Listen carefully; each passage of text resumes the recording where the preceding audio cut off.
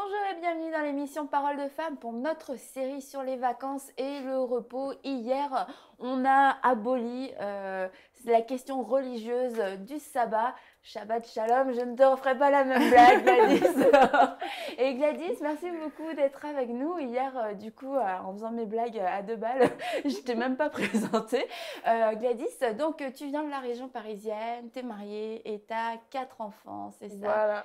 Et t'es mariée avec ton mari, ouais. Wow. Oui, avec mon mari. Le pasteur Patana, et vous êtes pasteur d'une église en région parisienne depuis combien de temps maintenant? Depuis 7 ans maintenant. Depuis 7 ans. Et puis Gladys aime bien venir nous voir au Québec de temps en temps. Et c'est avec plaisir qu'on te reçoit aujourd'hui pour Parole de Femmes. Merci. Vacances et repos, ça vous parle, mesdames? Ah, ça me parle. Tellement. Ça me parle. Ouais, ça me parle. Elles étaient toutes contentes de faire cette émission.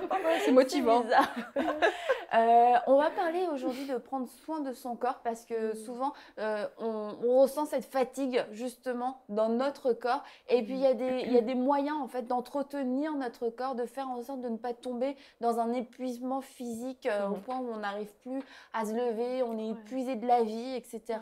Il y a quelques astuces, je dirais, quelques clés de sagesse à avoir pour prendre soin de ce corps. Et une des premières choses, parce que la Bible nous dit que l'exercice physique est utile à peu de choses. Et puis à cause de ce verset-là, eh ben, on dirait qu'on n'a pas le droit de s'occuper de notre corps. On dirait que notre corps, il faut absolument le délaisser parce que bon, on ne sait jamais, il pourrait être un instrument diabolique. Est-ce vrai? À peu de choses, ça ne veut pas dire à rien déjà. Exactement. Moi, ce verset, je l'ai toujours interprété comme ça. À peu de choses, ça ne veut pas dire à rien. Donc, l'exercice physique est utile quand même. Et puis, Dieu nous a donné un corps qui ne nous appartient pas. Hein. C'est Dieu qui nous l'a donné. Et ce corps est le temple du Saint-Esprit, comme la Bible dit. Donc, le temple du Saint-Esprit, déjà, un temple, en général, on en prend soin. On l'entretient, on le nettoie, on fait en sorte qu'il soit toujours beau, accueillant. Un corps, ça s'entretient aussi et c'est important d'être en forme, c'est certain, parce qu'on a un service à accomplir. Donc oui, il faut être en forme, il faut faire de l'exercice. Après, le problème, c'est que souvent, l'exercice, ça peut arriver à un niveau où ça prend même la place de Dieu. Au lieu d'aller à l'église le dimanche, on va aller vite courir. Enfin, donc l'exercice physique, c'est bon. Moi, je suis vraiment tiraillée tous les dimanches.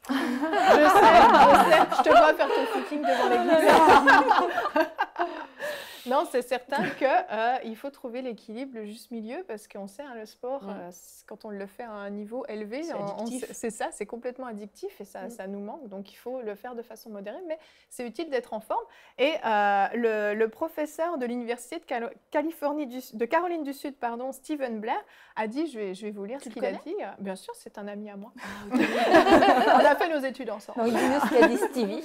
Stevie nous a dit, et il dit quelque chose de très intéressant. Il dit que les obèses physiquement actifs, donc obèses physiquement actifs, hein, c'est pas évident à interpréter, mais c'est facile, sont 2 fois moins à risque de mourir prématurément que les gens au poids santé scotchés à leur canapé.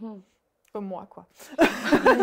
On fait grand cas de l'obésité dans les médias, mais c'est surtout la sédentarité qui tue. La télécommande, le lave-vaisselle, les heures interminables devant l'ordi au bureau, la voiture pour aller chercher du lait au coin de la rue atrophient nos corps.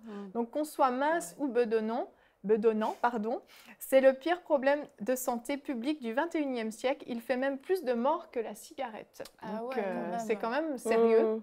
Il a mené une étude vraiment sur de nombreuses personnes, sur de nombreuses années, pour en arriver à ce constat-là. Ce n'est pas juste une pensée comme ça. Ça nous montre clairement qu'au final, l'exercice physique, oui, est utile à peu de choses, mais il faut s'entretenir. Et si on reprend dans le contexte le verset qui nous est cité, on voit qu'à l'époque, il n'y avait pas de voiture, il n'y avait pas de télécommande, de lave-vaisselle et d'ordinateur. Aujourd'hui, on a vraiment l'opportunité de se vautrer sur notre canapé ou dans notre voiture. C'est même pas de l'exercice physique, en fait. Non, c'est ça. Mais en fait, à l'époque, la vie était active de par elle-même. En fait, on n'avait pas le choix. Alors qu'aujourd'hui, on a le choix. Donc, il faut nuancer. Mais en tout cas, il faut rester en forme. Et quand c'est exactement ça, rester en forme, parce qu'à la fois, on parle de prendre soin de son corps et c'est directement relié à l'esthétique, à l'image de beauté. Et quand tu lis ça, Yveline, on voit que finalement, ce n'est pas la forme d'un corps, un petit bourrelet par-ci, par-là, un petit peu de graisse qui définit si quelqu'un est en bonne santé. Et ça, je pense que c'est important vraiment de séparer ces deux idées qu'on peut avoir, être en forme et être mince. Ouais, ça n'a rien à voir en fait. On peut tout à fait, comme le professeur Steven Blair, mais on peut l'appeler Steven Stevie Blair. puisque c'est notre ami. Comme Stevie le dit, je pense que comme il le dit, en fait, on peut tout à fait être en bonne santé et pourtant avoir un peu de surcharge pondérale. L'objectif, je crois, même par rapport à cette parole qui est donnée, l'exercice physique sert à peu de choses. Comme tu le dis si bien, Yveline, en fait, c'est pas que c'est inutile. Ça n'est pas inutile. Personnellement, je vais vous donner mon exemple. Vas-y. Alors, je me suis rendu compte à un moment donné que quand je chantais, parce que j'assure la louange à l'église, je chantais et en même temps, je dansais il y a quelques années. Et je me suis rendu compte que j'étais épuisée. En fait, je chantais et je dansais en même temps et j'étais fatiguée. Et je me suis dit là, où le Seigneur m'a exactement dit, au dernier chant, je me suis dit, il faut faire quelque chose. Il faut faire quelque chose. Je ne peux pas rester comme ça. Est-ce que c'est à ce moment-là que les chantres ils disent « Allez, chantez l'église !» Voilà. Et là, tu te retrouves. C'est ça, et puis là, tu peux reprendre ton souffle. Mais je me suis dit, vraiment, je pense qu'il y a quelque chose là derrière ça. Et j'ai commencé à me remettre à une activité physique parce que j'avais négligé ça dans ma vie. Je me suis remis à une activité physique, ce que je fais 3 fois par semaine. Je fais 1 heure de sport, oui. Ah ouais, quand même. 1 heure de sport et je peux vous assurer que la différence, elle est phénoménale en fait. Ouais. Sûr, je ne me sens pas du tout de la même façon dans mon corps et je peux réellement servir le Seigneur sans pour autant être… On fera que 2 chants cette semaine. Non, ça n'a rien à voir en fait. J'ai la capacité de pouvoir tenir, maintenir pour… plusieurs heures grâce à cette activité physique. Wow. Et je pense que c'est quelque chose qui est essentiel en fait de se dire en tant que chrétien que notre corps, il est le temple du Saint-Esprit. Il a besoin d'être, il a besoin aussi ce corps qu'on puisse s'occuper de lui et pas seulement en fait le négliger, le poser quelque part et puis se dire ok, nous sommes esprit, âme et corps. Mais cette tente charnelle, elle a besoin qu'on s'occupe d'elle. Elle a besoin qu'on l'entretienne, le cœur a besoin d'être stimulé, il a besoin d'être en mouvement, il a besoin de bouger réellement. En fait, pour pouvoir même faire les choses de Dieu. C'est une chose spirituelle que de pouvoir entretenir notre tente charnelle, en fait. Exactement. Parce que sinon, on ne pourra pas accomplir l'œuvre du ministère, même servir pour les enfants. On est des fois peut-être assis à 4 pattes et puis là, on se dit « Oh là là là là, mes genoux, j'en peux plus !» Mais non, mais il faut absolument s'entretenir, en fait. Il y a besoin de s'entretenir. Sinon, en fait, ça va nous limiter. Tout à fait. Ah bah non, moi, je ne peux pas faire telle chose, je ne peux pas faire telle chose. Et c'est notre corps qui décide de notre investissement pour le royaume de Dieu, ce que je peux faire, ce que je ne peux pas faire. Bon, après, on ne parle pas de saut en parachute, hein, mais, non, mais tu parles de l'école du dimanche, mais ça, c'est tellement vrai. Il y a plusieurs femmes qui ne veulent pas faire l'école du dimanche parce que, et ce n'est pas des vieilles dames de 140 ans, hein. Mais c'est des femmes, je pense, si elles faisaient un peu d'exercice physique, ça ne ferait pas aussi mal de se baisser, ce ne serait pas aussi douloureux. Et tu te dis, ta vie est tellement d'illimitée à cause de toutes ces restrictions physiques. C'est dommage. Mais tu as trouvé ça facile de reprendre l'activité sportive ? Ça n'a pas été facile au début. Bon, j'ai commencé par 1 heure, 2 heures, 3 heures, mais j'ai très rapidement retrouvé mon plaisir dans le sport, en fait. Ah ouais, c'est ça, c'est que ça devient un plaisir au bout d'un moment. Pas les premières fois, c'est sûr. Ouais, c'est sûr. Au bout d'un moment, ça devient un plaisir parce que le corps commence à être plus à l'aise. Et puis le corps apprécie en fait cet entretien. Et puis nous-mêmes, on apprécie après d'être en forme parce qu'on se sent beaucoup plus en forme. Alors, je ne vais pas expliquer, il y a des histoires d'endorphines, de trucs et de machin. Mais réellement, le corps produit, il y a des hormones qui produisent certaines choses en nous et ça donne un bien-être. Non, pas seulement Annabelle. Aussi de la sueur. Mais c'est bon, c'est éliminé. Aussi de la sueur. C'est bon, très bon. Et donc, on a parlé du sport, mais quel autre conseil pouvons-nous donner des choses qui ne vont pas changer forcément tout le rythme de notre vie? On ne parle pas d'aller faire un camp intensif, etc. Mais tu disais à l'époque, il n'y avait pas de voiture, il n'y avait pas de toutes ces choses-là. Comment, du coup, on peut reprendre le contrôle sur cette sédentarité qui est là en train d'essayer de nous paralyser? Toi, Anne, toi, tu marches, hein. Oui, moi, pas seulement. Je saute aussi. Ah oui, mais tu fais aussi un truc dans l'eau. Oui, aussi. Puis il y a quelque chose que j'ai découvert, ça fait pas longtemps et qui est vraiment merveilleux, qui coûte pas cher. C'est le petit trampoline, tu sais, les mini trampolines. Ah, J'en ai acheté un, ça coûte vraiment pas cher. Il y en a à Decathlon, les filles. Et c'est très facile parce que tu te lèves le matin, tu fais même 5 minutes, ça te remet vraiment, ça te fait circuler le sang. Non, mais ça fait un bien fou, ça fait circuler la lymphe et tu peux faire même du cardio sur ton petit trampoline. Sur YouTube, il y a plein de petites vidéos des routines que tu peux faire. Et puis de tous les niveaux. Trampoline, là, je t'imagine non, en train de... non, je suis pas en train de faire le jumping jack. Oui, mais quand même, j'imagine Anne faire ça. Vous imaginez Anne faire ça aussi? Et même les personnes âgées, il y a même des petits trampolines où tu peux avoir, avec comme une rambarde de chaque côté. Et même les personnes âgées peuvent le faire, c'est très bon, même juste un petit peu actionner. C'est pratique parce que tu le fais à l'intérieur de chez toi, tu peux pas dire il fait trop froid, trop chaud. T'as aucun... Et puis c'est là, tu le fais, ou si vous travaillez au bureau toute la journée, vous prenez 5 minutes de temps en temps, vous faites un peu de trampoline. Mais ça a l'air ridicule par la fenêtre de ton... Mais c'est excellent. Et puis je lisais récemment justement que ce trampoline est d'autant plus intéressant pour notre santé que les personnes qui ont une fatigue chronique, qui sont épuisées nerveusement, qui n'arrivent pas à reprendre le dessus, qui ont beau dormir bien la nuit, leurs forces ne reviennent pas. Le trampoline, ça va vraiment faire énormément parce que ça fait circuler la lymphe et ça va stimuler les glandes surrénales. Et les glandes surrénales, on sait qu'elles sont essentielles dans le contrôle du stress. Et souvent, on est épuisé parce qu'on a rentré dans dans un stress chronique et nos surrénales n'ont jamais pu reprendre le dessus. Et en faisant du petit trampoline, comme ça, même 5 minutes par-ci, 5 minutes par-là, on va relancer toute la machine. Et ça donne même une sensation de bien-être. C'est vraiment étonnant, quoi. Et donc, je vous le conseille, c'est pas cher, c'est très facile, ça prend pas beaucoup de temps. Et pour un bon début, parce que des fois, quand tu dis... ton trampoline, j'aurais aimé que tu fasses une démonstration. Il y aurait juste la caméra qui aurait dû suivre, mais...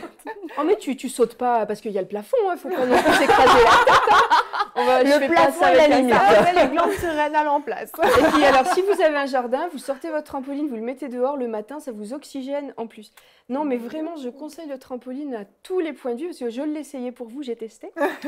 Et c'est excellent. Ça vous met de bonne humeur, ça vous oxygène, ça fait tout circuler. Et il paraît même, ça je n'ai pas encore vérifié, ça fait pas assez longtemps, que c'est très bon pour la cellulite. Donc, je testerai pour vous et je vous ferai une update dans quelques mois. La hâte. Mais tout ça pour dire que c'est des petites choses, parce que tout de suite, dès qu'on parle de faire de l'exercice physique, il y en a qui prennent peur, j'ai pas le temps, j'ai trop de choses entre les enfants, le travail, l'église, ou alors j'ai pas assez de sous, ça coûte cher. Je peux pas sortir. Je peux pas sortir pour différentes raisons, ou je vais aller m'inscrire dans un club de sport, ça coûte cher et je vais jamais y aller, finalement je vais perdre mon abonnement. Il y a toutes sortes de raisons, j'ai de l'eczéma, je peux pas aller à la piscine, on entend toutes sortes de trucs.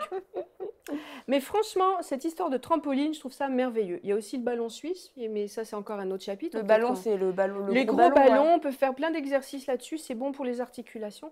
Mais le trampoline, ça a ma palme d'or. Mais sinon, tout simplement, même sans accessoires, marcher. Juste tout aller simplement faire marcher. des petites courses à pied au lieu de oui. prendre la voiture, aller faire le tour du quartier après le soir, après le repas, n'importe quoi, prendre des escaliers au lieu de prendre l'ascenseur.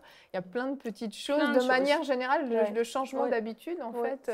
Ça change tout. Mais c'est fou parce qu'on est tellement dans cette habitué à vivre comme ça, tu dis ah non mais ici je me gare ici, après je vais perdre du temps, je suis trop pressée, etc.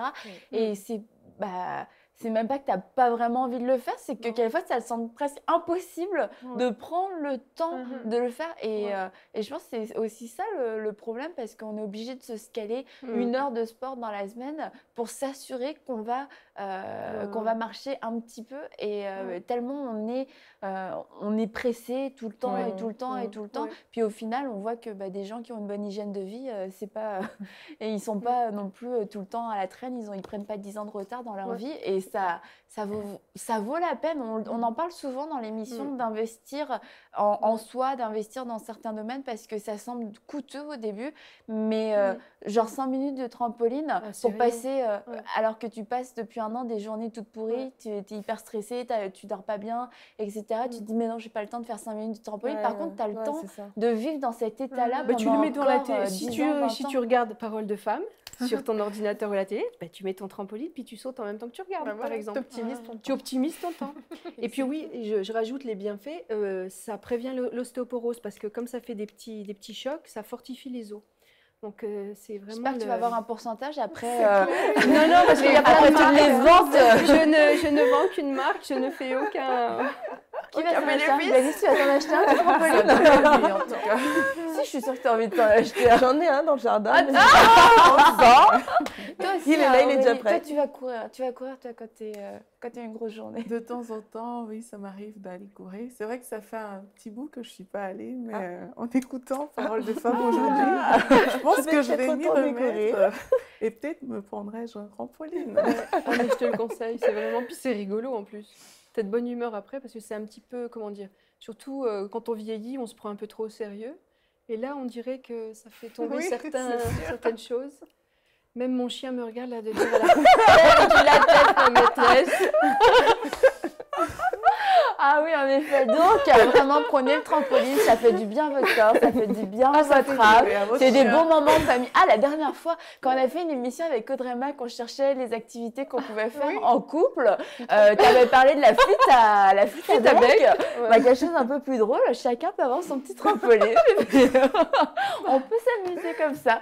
Bah, merci Anne, que de bons conseils. Tu avais d'autres petits conseils pratiques à nous Mais ça, donner? c'est du coup, là, on parlait de l'activité physique et c'est vrai que la vie ancienne. Moi, je vois ma grand-mère, elle marchait pour aller faire ses courses, elle allait dans le jardin, elle faisait toujours de l'activité physique. Nous, on n'est pas comme ça, on est très sédentaires et comme tu le disais, c'est essentiel de trouver quelque chose qui compense notre manque. Mais il y a aussi l'alimentation qui est de plus en plus défaillante et mauvaise. Et il faut vraiment veiller. Voilà, je ne vais pas me lancer dans des grands conseils de nutrition, mais franchement, ça vaut vraiment la peine de revoir notre alimentation et puis de s'y mettre. Pas pour maigrir, hein. Là, j'insiste bien, ce n'est pas un régime amaigrissant. C'est pas le but, mais ça va être une des conséquences. On va sûrement s'affiner, mais c'est pas le but. Le but, c'est vraiment de manger ce qui est optimal pour ma santé. Hein, mais même ça, d'avoir dans cette perspective que c'est pas pour maigrir, mais c'est pour être en bonne santé, on va choisir de manger en fait. On va pas choisir de s'affamer, on va pas choisir de manger de la poudre ou des choses comme ça. On va choisir des vrais aliments. Et quand on a cette perspective de je veux maigrir, bah, déjà on veut des résultats rapides. Et c'est souvent parce que oui, on peut être mal dans sa peau pour répondre à certains standards de beauté. Et du coup, on fait des choix pour avoir une réponse rapidement. Et là encore, c'est maltraiter son corps que de l'affamer, que de le priver parce que notre corps a besoin d'être nourri. Puis il y a tellement, surtout je vois en France, il y a tellement de régimes, de pression pour la silhouette, beaucoup plus que chez nous, hein, franchement. Moi, ça me donne le tournis quand je rentre en France et que je vois toutes les publicités pour toutes sortes de sachets de protéines, régime machin, régime autre chose, régime truc. À un moment donné, je me dis, mais toutes ces femmes, elles se martyrisent. Et puis de toute façon, tu maigris et puis ensuite tu reprends tout plus bonus. Donc c'est pas un bon calcul. Ça va te fatiguer, même nerveusement, c'est très épuisant les régimes amaigrissants. Alors que de retrouver une très bonne hygiène de vie, de prendre soin de soi, tu vas t'affiner tranquillement et doucement, tu vas retrouver de la joie de vivre. Et ça, c'est directement lié à notre alimentation et notre exercice physique. Et ça vaut toutes les silhouettes. Hein. Dire une fille qui est grosse comme mon petit doigt, mais qui fait une mine patibulaire, qui dort pas la nuit, qui devient anorexique, c'est pas un gain. Et c'est ça, c'est pas la santé, c'est pas la prospérité. Tu vois des femmes qui se restreignent, elles ont mangé la moitié d'un yaourt 0% et puis une demi-cracotte, et puis ça y est, c'est la catastrophe. Je veux dire, c'est pas une vie, ça. Dieu a donné une abondance pour aussi qu'on en profite avec modération, avec sagesse. Et puis, moi, les régimes amaigrissants, je trouve ça vraiment... J'ai connu des femmes qui ont passé leur vie à faire des régimes. J'en ai connu plusieurs. Même, je me souviens d'une chrétienne, quand j'étais jeune convertie, qui était tellement obsédée par la minceur, elle prenait même des médicaments pour l'aider à maigrir. Et en fait, ces médicaments-là lui ont provoqué une dépression nerveuse. Et après, on a su... Et maintenant, c'est des médicaments qui ont été retirés de la circulation. Mais à l'époque, c'était assez à la mode. Les femmes qui voulaient maigrir prenaient ça. Et ça l'a plongée en dépression. Mais c'est quoi? C'est terrible. Mais qu'est-ce qu'elle a gagné, franchement? De servitude. Et voilà, c'est une vie de servitude, c'est un nouvel esclavage. Et c'est le monde qui nous dicte ça. Et là, on parle à des chrétiennes, on est entre chrétiennes, on est là pour la gloire de Dieu. Et s'astreindre à des régimes, régime sur régime, et se priver de façon quasiment démesurée, c'est se faire du mal et c'est pas la gloire de Dieu. Et c'est laisser le monde vous dicter ce que vous avez à faire. Exactement. Et quand on dit notre corps est le temple du Saint-Esprit, c'est que ça appartient à Dieu. Donc, oui, d'autant plus, on n'a pas à recevoir les dictats du monde pour pouvoir entretenir le temple du Saint-Esprit. Quand on voit tout ce qui était sacré, c'était des choses que Dieu avait mis à part. Et puis, notre corps aussi, c'est la même chose. On ne doit pas le salir, le polluer avec toutes sortes de choses, mais premièrement, avec des pensées qui sont anti-bibliques, qui sont anti-Dieu, qui sont des pensées de servitude et qui vont du coup nous pousser à manger d'une mauvaise façon, à entretenir notre corps d'une mauvaise façon, d'un extrême à l'autre. Y a pas les extrêmes ne sont jamais bons de toute manière. Et ça, on en a parlé, je pense que c'est compris pour vous tous. Être en bonne santé, ce n'est pas vouloir absolument être mince et répondre à tous les codes de beauté. L'important, c'est d'être bien dans notre corps et que notre corps puisse être le soutien qu'il est appelé à être et pas un frein ou alors aussi un volant pour nous diriger. Ma vie tourne autour de mon corps, de moi. Ça, c'est absolument horrible. Mais il y a des personnes qui n'ont jamais vraiment pris soin de leur corps, puis aujourd'hui se retrouvent malades. Est-ce qu'il y a une promesse pour eux aussi, puisqu'on a vu, on doit faire prendre certaines décisions. Est-ce que Dieu guérit quand même malgré tout ça?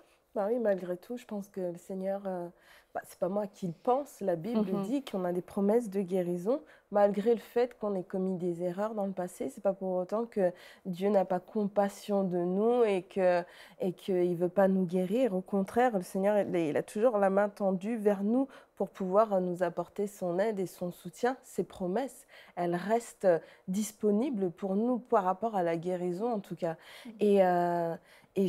Réellement, en fait, quand on a commis des erreurs de ce genre, avoir fait des régimes excessifs, ne pas avoir entretenu son corps, les promesses sont là, elles sont disponibles. Jésus est mort pour chacun d'entre nous afin qu'on puisse être guéri et afin qu'on puisse jouir d'une vie, comme tu l'as dit tout à l'heure, d'abondance.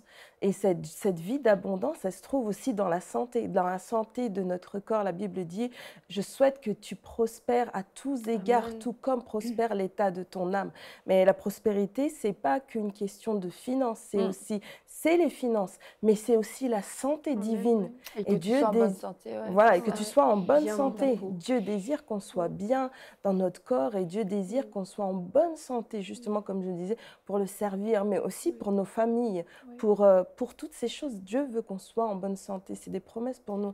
Donc, qu'importe ce qu'on a pu faire dans le passé, et ça remet pas en question la parole de Dieu, en fait. Nos erreurs, on les a commises et on les a commises peut-être par... on ne savait pas, par ignorance, voilà. On ne connaissait pas toutes ces choses, mais aujourd'hui, on a la connaissance par rapport à ces choses.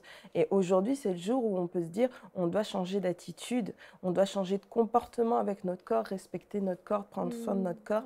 Et la promesse est réellement là, disponible pour chacune d'entre nous, afin qu'on puisse s'appuyer sur cette promesse et se dire, Seigneur, ta parole me dit ça. Tu souhaites que mon corps soit en bonne santé. Aujourd'hui, je vais faire ce pas de foi et prendre des décisions. Acheter un trampoline ou marcher. Plus souvent, je vais à la pharmacie, mais je vais y aller en marchant. Je dois aller chercher une baguette, je vais y aller en marchant. Ou alors, je vais prendre ma carte de club, peu importe ce que tu vas trouver si pour vous toi. n'êtes pas sûr, le faites pas.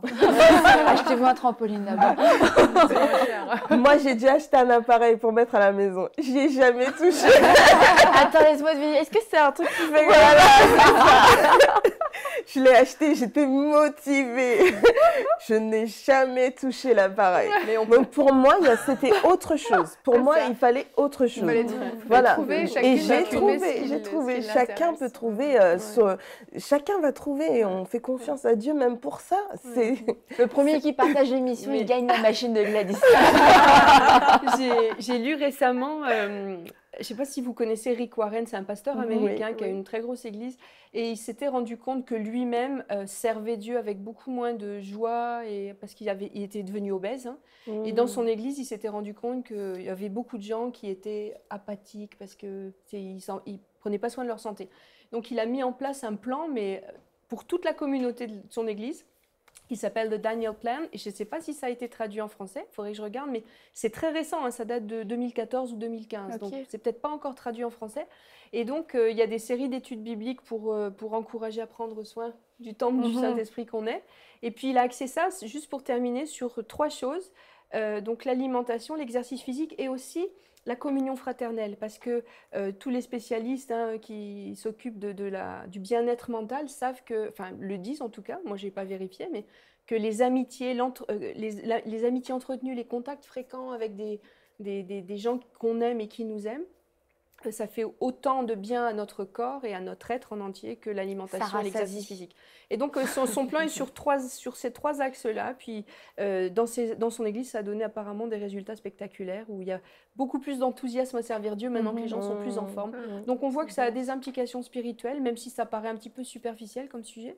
Et ça ne l'est pas, ça a des implications spirituelles, ça a des implications dans la vie de l'Église. Et puis, c'est pas forcément manquer de spiritualité et devenir mondain que de s'encourager entre frères et sœurs à prendre soin de nous. Mais c'est bien de le dire, parce que c'est vrai que ça peut paraître un peu superficiel comme thème, mais il ne faut pas oublier que sans notre corps, on ne peut pas servir Dieu. Exactement. Si on est cloué au lit, dans une chaise roulante ou juste dans notre canapé et essoufflé en permanence, on ne peut pas servir Dieu. Et aussi, il y en a peut-être vous, vous vous dites, c'est quoi le rapport avec les vacances et le repos? Arnaque. Oui. Non, c'est qu'on parlait du corps, c'est important de le faire dès le début parce qu'on peut vivre dans un état de fatigue permanent juste parce que justement on a une mauvaise hygiène de vie et puis on peut prendre des vacances, mais si on prend des vacances et qu'on continue de maltraiter notre corps et puis d'avoir tout le temps cette mauvaise pensée, et ben ça changera pas grand chose. Donc le repos, le vrai repos, un repos qui est continuel en fait, va commencer, prendre soin de son corps, ça fait partie de ce repos continuel pour retrouver une certaine joie, pour retrouver une paix, pour retrouver juste même une vie sociale. Il y a des gens qui s'enferment parce qu'ils se sentent pas bien dans leur peau, parce qu'ils sont trop fatigués. Et la vie s'arrête. En tout cas, la vie est totalement déréglée. Et puis, on vit dans un désordre perpétuel. Donc oui, prendre soin de son corps, ça fait partie d'une vie de repos. Si on veut une vie de repos, franchement, on va devoir prendre soin de notre corps parce qu'il va nous pousser jusqu'au bout. Et mieux vaut qu'il le fasse de manière efficace. Et juste pour terminer, je vais lire avec vous Psaume 92 au verset 13. Les justes poussent comme le palmier et ils grandissent comme le cèdre du Liban. L'arbre préféré d'Anne, planté dans la maison de l'Éternel, il prospère dans les parvis de notre Dieu, il porte encore des fruits dans la vieillesse. Donc l'arbre n'est pas abattu dans la vieillesse, l'arbre n'est pas mort, l'arbre n'est pas dénudé, il porte encore du fruit dans la vieillesse. Ils sont pleins de sève et verdoyants pour annoncer que l'Éternel est droit, pour annoncer que l'Éternel est droit. Donc oui, nous avons besoin de notre corps, nous avons besoin de rester plantés dans la présence de Dieu, de prendre soin de notre corps pour annoncer la bonne nouvelle de l'Évangile, et ce, de notre plus jeune âge jusqu'à la fin de notre vie. Même en vieillissant, nous sommes appelés à vieillir, à rajeunir comme l'aigle et à être remplis de vie, remplis de force, être vigoureux. Et ne vous laissez pas avoir non plus par ce mensonge. Moi, prendre soin de mon corps, je suis trop vieux. Non, tu as encore des choses à faire sur cette terre. Tant que tu vis, tu peux encore faire quelque chose. Donc, je vous encourage, nous vous encourageons à prendre soin de votre corps. Et puis demain, on va parler des signes de l'épuisement. Êtes-vous une personne épuisée? Et si c'est le cas, il faut vraiment faire quelque chose. Alors, on vous dit à demain pour une prochaine émission de Paroles de Femmes. Envoyez-nous votre témoignage à paroledefemmes@enseigne-moi.com.